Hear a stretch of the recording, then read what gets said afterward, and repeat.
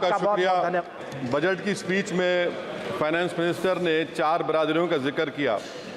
भारत की सबसे बड़ी अक़लियत मुसलमान है, 17 करोड़। मैं हुकूमत से जानना चाहता हूं कि क्या 17 करोड़ मुसलमानों में गरीब नहीं है, नौजवान नहीं है, किसान नहीं है, ख़वातीन नहीं है? वतन अजीज़ में सबसे गरीब मुसलमान है, सबसे ज़्यादा नाखवानगी मुस्लिम ख़वातीन में। AIDS और PLFS का डेटा ये बताता है कि मुसलमानों में सबसे कम असासे हैं और कंजम्पशन लेवल दूसरे मजहबी ग्रुपों के बनिस्बत सबसे कम है। तालीमी इदारों में मैडम 15 और 24 साल की उम्र में भर्ती एनरोलमेंट में मुसलमानों की सिर्फ 29%, शेड्यूल कास्ट की 44%, हिंदू OBC के 51% और हिंदू अपर कास्ट की 59% है। हायर एजुकेशन मुसलमानों का एनरोलमेंट सिर्फ 5% है। PLFS का 2018-19 का डेटा वेज एम्प्लॉयज़ बताता है कि मुसलमान 22% थे, 2022-23 में 15% हो चुका है। सेल्फ एम्प्लॉयमेंट में मुसलमान हिंदू सिख से ज़्यादा 58.4% है। रेगुलर वेज एम्प्लॉयमेंट में सबसे कम मुसलमान है 15% और कैजुअल लेबर में सबसे ज़्यादा मुसलमान 26% है। तो मुसलमानों का शेयर रेगुलर एम्प्लॉयमेंट में लॉस हो रहा है एम्प्लॉयमेंट का। मुसलमान नौजवानों को ना रोज़गार मिलता है, ना तालीम के मौक़े, ना हुकूमत उनको कोई तरबियत सहूलत दी जाती है। मैं मोदी हुकूमत को एक मुसलमानों का एक अछूत बना दिया है, ना कोई सियासी नुमाइंदगी है, ना मुल्क की तरक्की में इनका कोई हिस्सा दिया जा रहा है। मैं मैडम माइनॉरिटी वेलफेयर मिनिस्ट्री में 2023-24 में 38% की बजट में कमी कर दी गई, 5,000 से 3,000 करोड़ कर दिया गया। इस साल के बजट में सिर्फ चंद 100 करोड़ का इजाफा किया गया, मगर 23-24 के बजट के लेवल पर पैसे मुख्तसर नहीं किए गए। ये मोदी हुकूमत की बदनीयती और झूठा कमिटमेंट है, झूठा कमिटमेंट अक़लियतों के ताल्लुक से। तालीम के उस अक़लियती स्कॉलरशिप मैडम अक़लियतों के गरीब तलबा और तालिबात को दी जाती रकम में कमी कर दी गई। 2019 में मोदी ने कहा था कि 1 करोड़ स्कॉलरशिप दिए जाएंगे, अब सिर्फ 58 लाख दिए जा रहे हैं। 47% अक़लियती एप्लीकेंट्स को हर साल स्कॉलरशिप से महरूम कर दिया जा रहा है। 10 साल से मैं कह रहा हूँ कि डिमांड ड्रिवन करो। डिमांड ड्रिवन के लिए सिर्फ 3,000 करोड़ की ज़रूरत है, मगर ये हुकूमत सच्चाई को और ईमानदारी से काम नहीं कर रही है। 2007 और 8 से माइनॉरिटी स्कॉलरशिप का नंबर इजाफा नहीं हुआ है। Pre matric scholarship madam Kundu committee ने कहा कि मुसलमानों में drop out rate primary level पर होता है, तो हुकूमत ने 9th क्लास से प्री मैट्रिक स्कॉलरशिप पैसे दे रही है। NDMC की इक्विटी मैडम 800 करोड़ एक मजाक है। PMGAV के में 910 करोड़ दिए गए। सारी दुनिया जानती है कि जहां मुसलमान बसता है गांव में, शहर में, वो अंडर डेवलप एरिया है और आप मजाक करें ऊँट के मुंह में जीरा देकर। हज में 97 करोड़। हज कमेटी एक रिश्वत का मरकज बन चुका है। प्राइवेट टूर ऑपरेटर्स के एक लाइसेंस के लिए पैसे देना पड़ता है, बिल्डिंग सिलेक्शन के लिए पैसे देना पड़ता है, मीना मुजदलफा में कंपनी के सिलेक्शन के लिए पैसे देना पड़ता है।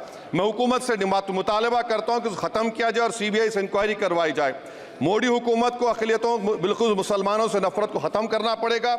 मुसलमानों को उनका दस्तूरी हक मिलना चाहिए। आप कैसे विकसित भारत बनाएंगे अगर 17 करोड़ मुसलमान नफरत करेंगे? मैडम पूरी स्पीच में फाइनेंस मिनिस्टर के बच्चों का जिक्र नहीं है। आज हमारे देश में 66 लाख बच्चे रोज भूखे सोते हैं। 46 मिलियन बच्चे स्टंटेड हैं मेल न्यूट्रिशन की वजह से। 25 मिलियन बच्चे वेस्टेड हैं। मासूम बच्चों की ये बदकिस्मती और बदबख्ती है कि एक शख्स चाय बेचकर वजीर आजम बन गया।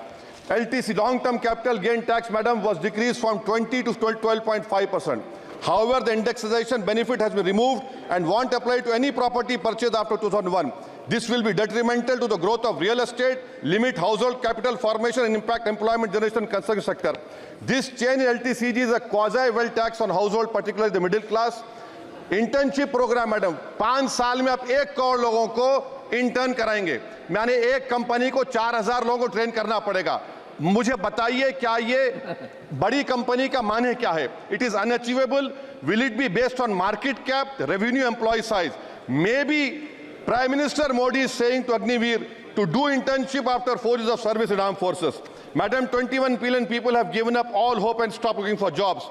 This brings down to 9% eligible population that is either employed or they are looking for jobs. Maybe finance minister can introduce a Berozgar tax and tax unemployed as well. No significant increase for social welfare, healthcare. It looks like Prime Minister Modi is saying देश की middle class की संपत्ति पर पहला हक हमारे alliance का है. In real terms, when adjusted to inflation, the allocation of health ABPMJ has declined. Modi is saying he said heal in India during G20. The reality is India is hurting. Madam, this government wants to increase FDI from China. Is the Prime Minister not concerned that our armed forces cannot patrol 26 patrolling points out of 65 in Ladakh?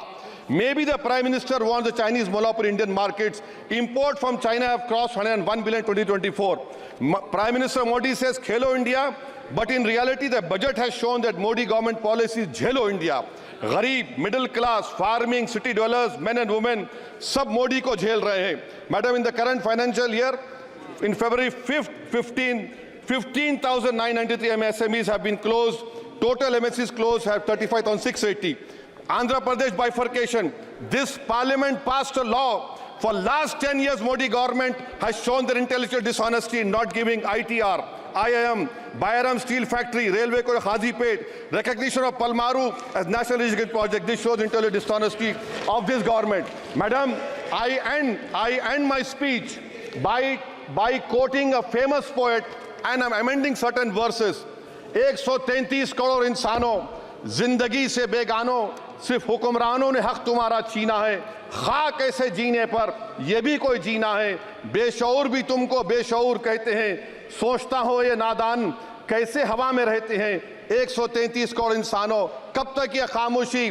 चलते फिरते जिंदानों, गरीब खवातीन, नौजवानों, किसानों से रोने की सदाएं आती हैं. जब शबाब पर आकर खेत लहलाता है, किसके नयन रोते हैं, कौन मुस्कुराता है?